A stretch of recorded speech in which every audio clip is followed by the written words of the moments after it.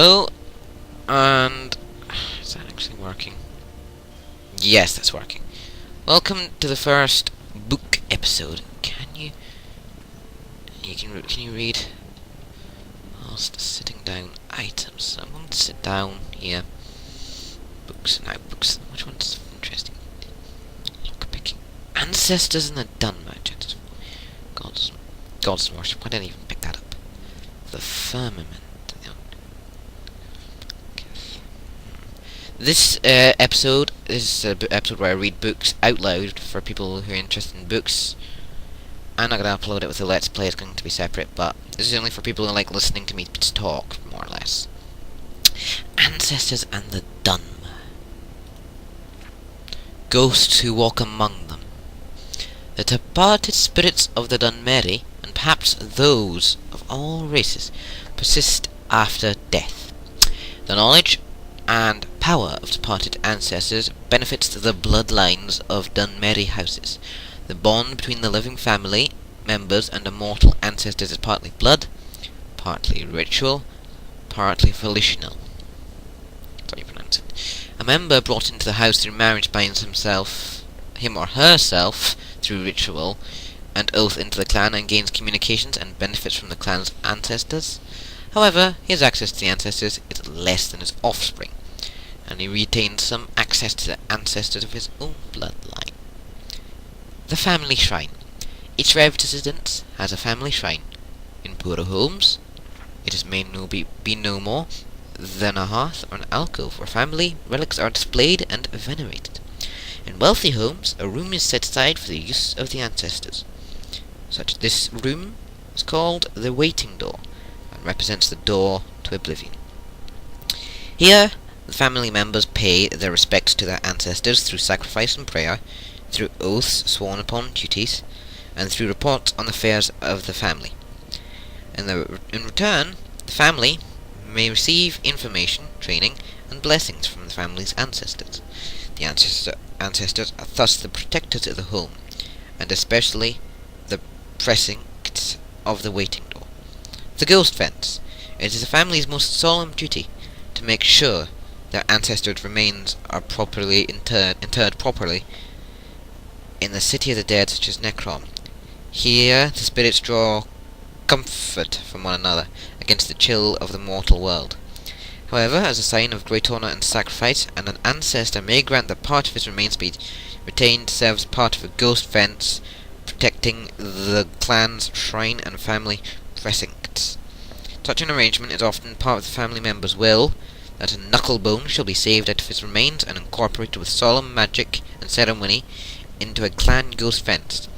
In more exceptional cases, an entire skeleton or even a preserved corpse may be bound into a ghost fence. My family never really did anything like that. We are a very small family.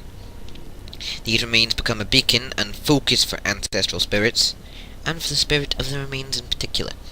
The more remains used to make a ghost fence, the more powerful the fence is, and the most powerful mortals in life have the most powerful remains.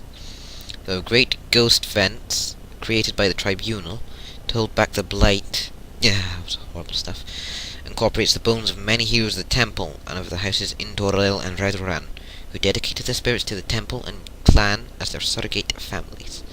The ghost fence also contains bones taken from the catacombs of Necrom and the many battlefields of Morrowind. Damn you, Imperials. Spirits do not like to visit the mortal world, and they do so only out of duty and obligation. Spirits tell us that the other world is more pleasant, or at least more comfortable for spirits, than our real world, which is cold, bitter, and full of pain and loss. Mad spirits. Spirits that are forced to remain in our world against their will may become mad spirits or ghosts.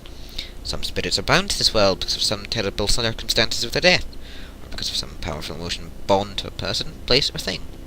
These are called hauntings. Some spirits are captured and bound to enchanted items by wizards. That's a bit blurred there. If the binding is involuntary, the spirit usually goes mad. A willing spirit may or may not retain its sanity, depending on the strength of the spirit and the wisdom of the enchanter. Some spirits are bound against their wills to protect family shrines. This unpleasant fate is reserved for those who have not served the family faithfully in life. Dutiful and honourable ancestral spirits often aid in the capture and binding of wayward spirits. These spirits usually go mad and make terrifying guardians. They are originally prevented from harming mortals as their clan. That does not necessarily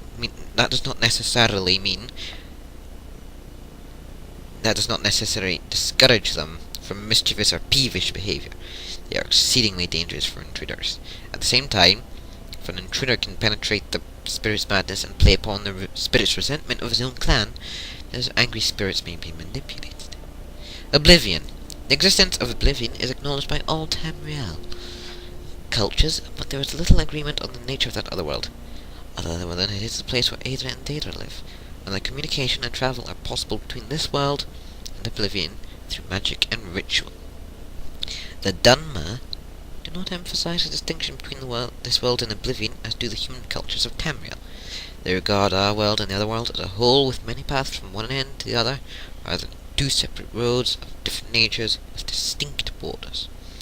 This philosophical viewpoint may account for the greater affinity of elves for magic and its practices. Foreign views of Dunmeri ancestor worship and spirit magic. The Altmeri and Bosmeri cultures also venerate the ancestors, but it is only by respecting the orderly and blissful passage of these spirits from this world to the next. That is, wood elves and high elves believe that it is cruel and unnatural to encourage the spirits of the dead to linger in our world. Even more grotesque and repugnant, that would look a little odd, couldn't tell what it was, is the display of the bodily remains of ancestors in ghost fences and ash pits. The representation of finger bones in a family shrine, for example, is sacrilegious to the Bosmer, and who eat the dead. God. Wood elves are barbaric. And barbaric to the Altmer, who inter their dead. We do too, as ashes usually. The human cultures of Tamriel are ignorant and fearful of dark elves and their culture, considering them to be inhuman and evil. It's actually the other way around, just so you know. Humans are the ones who are inhuman and evil. And like orcs and Argonians, but more sophisticated. Well, Argonians don't like them, they invaded us. Orcs don't mind them. Orsma. They're related. The human populations of Tamriel associate Dunmer ancestor worship and spirit magic with necromancy. In fact, this association of the Dark Elves with necromancy is at least partly responsible for the dark reputation of Dunmer throughout Tamriel. This is generally an ignorant misconception, for necromancy outside the acceptable clan rituals is most abhorrent abomination in the eyes of the Dunmer. Not me. I would resurrect someone, if I wanted to. The Dark Elves would never think of practicing sorcerous necromancy upon any Dark Elf, or upon the remains of any elf. However, Dark Elves consider the human and orcish races to be little more than animals. Hey, someone who agrees with me. There is no injunction upon necromancy upon such remains, or on the remains of any animal, bird, or insect.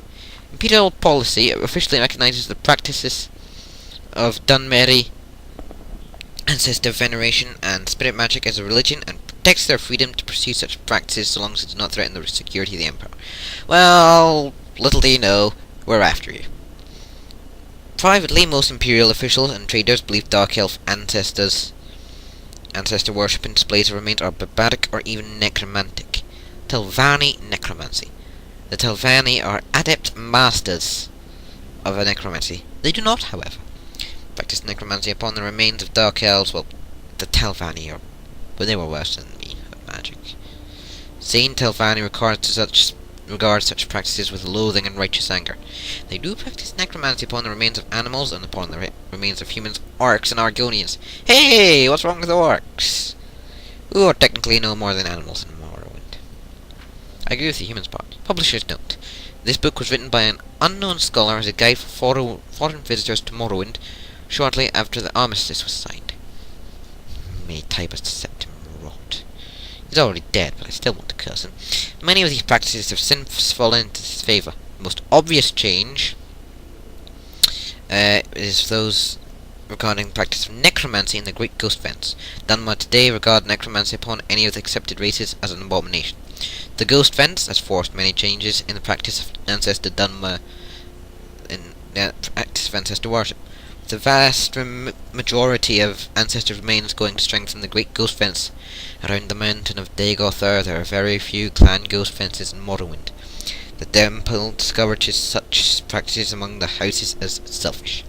The upkeep of family tombs and private waiting doors has also fallen into disfavour, as very few remains have been buried in these tombs and shrines since the armistice.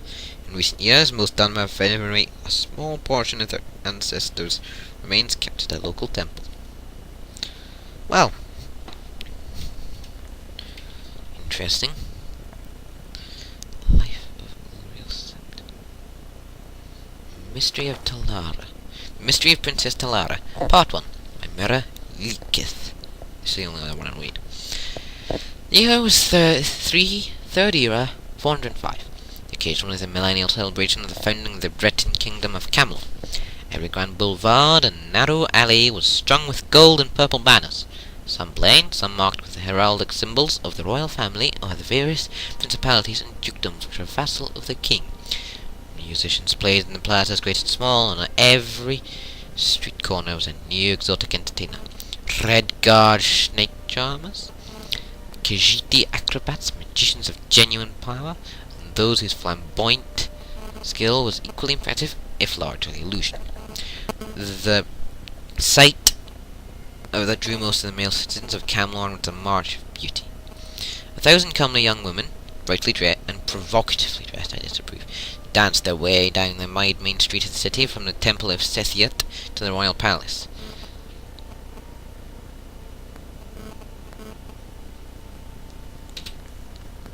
I'm going to cancel reading that one. In fact, I have a plan. I had no idea that's what it was about. I disapprove. Oh, Lydia. The Jarl has appointed me to be your housecarl. Actually, I have a plan for her. Later. Yes, I have a plan.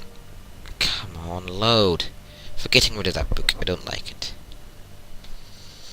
It's one of those books that I disapprove of. Quite strongly. I'm weakened, but I'm not going to die. Firebolt.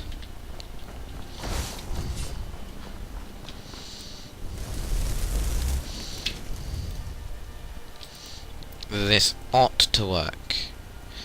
Books.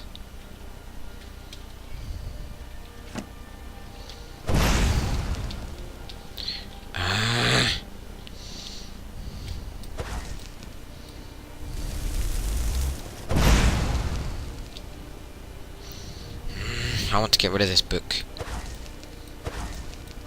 Go cast your fancy magic someplace else. Come on.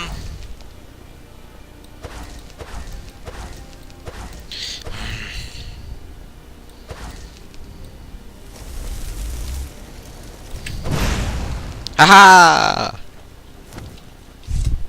That is what a book like that gets.